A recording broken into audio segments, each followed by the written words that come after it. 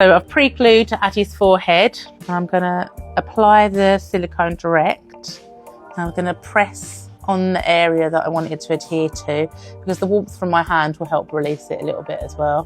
Got to be patient with Bondos because sometimes they don't want to come out. There's no real rhyme or reason for it. So you just take your cotton pad, blend off the edge. I'm just putting a little bit of talcum powder just to get rid of the stick. Yeah, you don't have to use talcum powder. You just need a no colour powder. If you was doing this in real life on set, I would then put a matte sealer on this now. So I'm just going to speckle, flick to mix this. Yeah, so I'm just matching Addie's skin tone blending. I'm just using a slightly purpley tone over the top, just sort of concentrating in the wound sort of area. This is what I'm saying, the flicky flicky is life. It's the best thing ever. It's the best, I love it. Yeah, a tiny bit of blue. So I'm just mixing like a reddy colour for depth in the wound. What I've done is I haven't speckled this middle bit.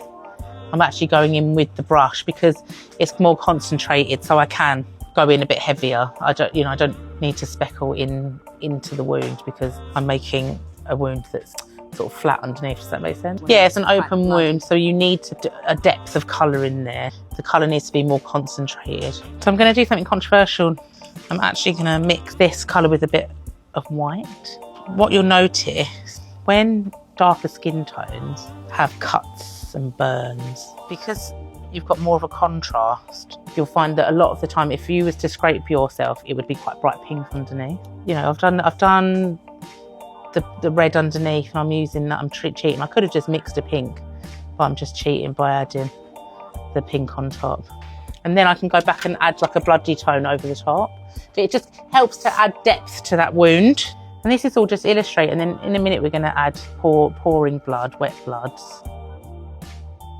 But you see, by adding that pinky tone, I'm making this cut look very realistic.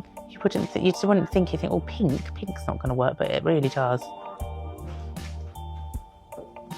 And I'm just smudging some of the blood around the edges. This is all Illustrator, so you can just do your cuts and stuff with your Illustrator without adding any other additional bloods.